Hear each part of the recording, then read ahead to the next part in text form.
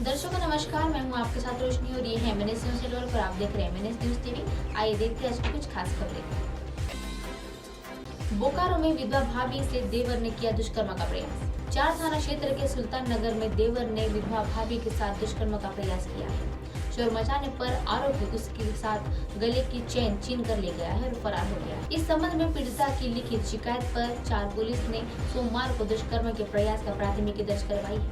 मामले में पीड़िता को देवर को आरोपी बनाया गया है और पीड़िता का कहना है कि उनके पति के मौत के बाद ऐसे ही आरोपी उन पर बुरी नजर रखता था। मौका देखकर वह घर में घुस आया और उसने मेरे साथ दुष्कर्म का प्रयास किया है। पुलिस में रिपोर्ट दर्ज करवाने के बाद पुलिस उसकी तलाश कर रही है। खेलते खेलते रेलवे ट्रैक पर पहुंचा मासूम। ट्रेन की चपेट में आने से बिना कटनी रेल लाइट के किनारे बसे खैरा ने गांव के एक लुका छिपी का खेल खेलते हुए दौरान रेलवे ट्रैक पर पहुंचे एक 1.5 साल के मासूम बच्चे की ट्रेन में चपेट में आने से मौत हो गई। जानकारी के मुताबिक खैरा गांव निवासी कपिल यादव का मकान रेलवे ट्रैक के कुछ दूरी पर ही बना हुआ है। शाम 5 बजे करीब जहां के बच्चे लुका छिपी का खेल खेल रहे थे और इन्हीं बच्चों से 1.5 साल का एक यश यादव भी शामिल था। जब खेल के दौरान सभी बच्चे लुका छुपी में अलग अलग छिप रहे थे, तभी यश रेलवे ट्रैक पर छुप गया। इस दौरान रेलवे ट्रैक से ट्रेन निकली और जिसकी चपेट में आने से यश की मौत हो गई। जानकारी लगते ही वह परिवार वाले और गांव के अन्य लोग जगह पर पहुंचे और पुलिस के मौके पर आकर पहुंच गई और जहां पंचनामा कर बाद में मर्ग कायम कर दिया है। 1.5 साल के यश यादव की मौत के बाद वह खैराई सहित आसपास के गांव में मातम का माहौल हो गया है, जहां सुबह से ही लोग होली पर्व मना रहे थे और वहीं इस घटना के बाद सभी लोग शोक मना रहे हैं।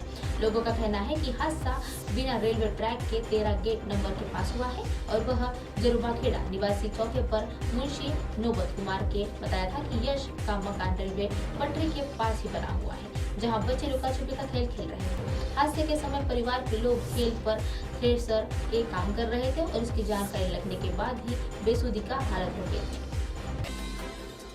होली खेलते तालाब में डूबे से 2 भाइयों और उनकी बहन और जीजा की मौत।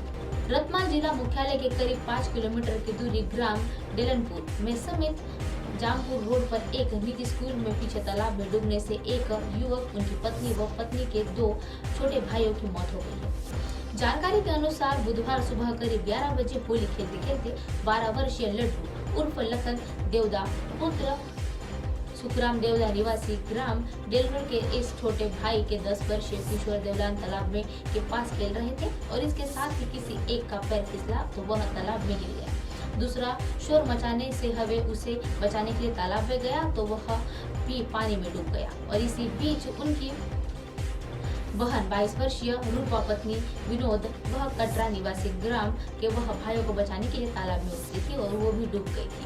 इसी बीच दोनों को बचाने थे रूपा का पति 28 वर्षीय विनोद कटारा भी पुत्र को बचाने के लिए तालाब में कूद गया। उसके 3 को बचाने के काफी प्रयास किया लेकिन वह भी डूब गया था। खबर फैलते पर ही बड़ी संख्या में ग्रामीण तालाब के पास पहुंचकर पुलिस को सूचना देकर डूबने लोगों को निकालने का प्रयास करने लगे और औद्योगिक TR राजेंद्र वर्मा SSI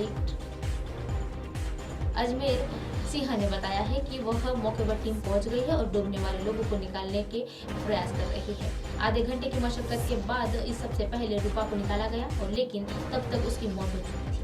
इसके कुछ देर बाद विनोद का शव निकाला गया और लखन व किशोर के शव तालाब में फंसा हुआ था और काफी परेशानी हो रही थी।